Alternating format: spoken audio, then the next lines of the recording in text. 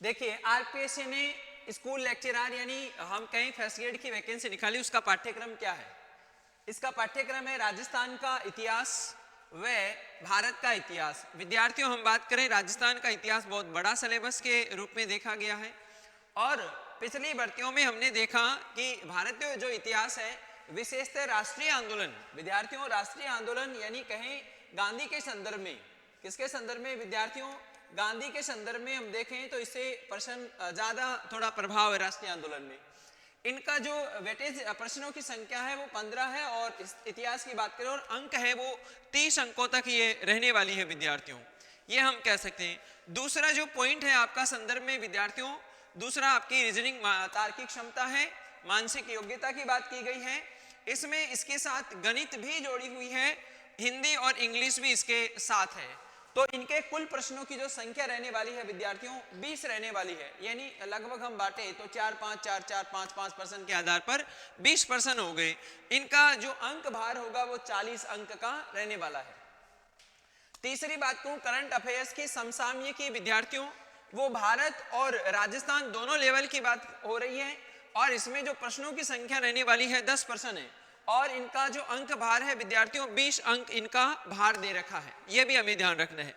चौथा पॉइंट की बात करें बेटा, सामान्य विज्ञान साइंस की बात है, जनरल साइंस, भारतीय इतिहास, भारतीय संविधान की बात है, राज्य व्यवस्था की, और दूसरी बात करें राजस्थान का भूगोल। मतलब 3 पार्ट हैं और लगभग 15% है और इनका अंक भार है वो 30 अंक का दे रखा है।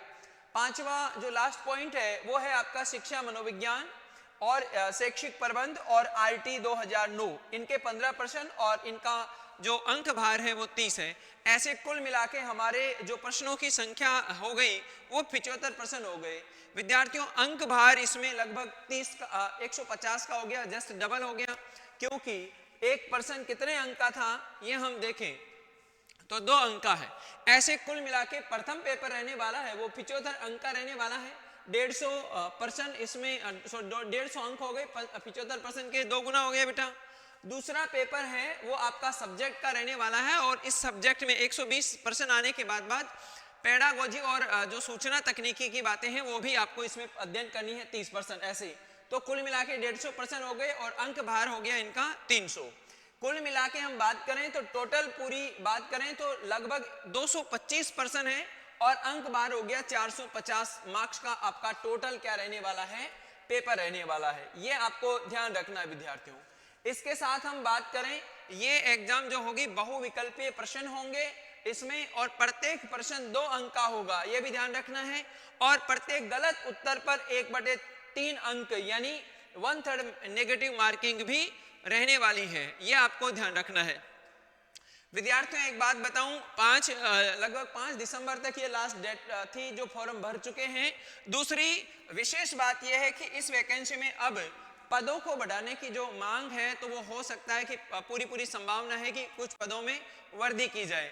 तो विद्यार्थियों यहाँ जल्दी से जल्दी देखिए ऑनलाइन और ऑफलाइन यहाँ पर बैच स्टार्ट है आपके संस्कार अकादमी गोविंदगढ़ में, ठीक है। और यहाँ पर मॉड्यूल टेस्ट पेपर भी आपको करवाई जाएंगे, तो आप क्यों ना इसको ज्वाइन कर लीजिए और आज लग जाइए तैयारी में विद्यार्थियों। बार 2025 के बाद बहुत समय बाद ये वैकेंसी आने वाली है, तो आप तैयारी इसका परिपूर्ण कीजिए, ठीक है विद्यार्थियों। बेस्ट ऑफ लक आप सभी विद्यार्थियों को।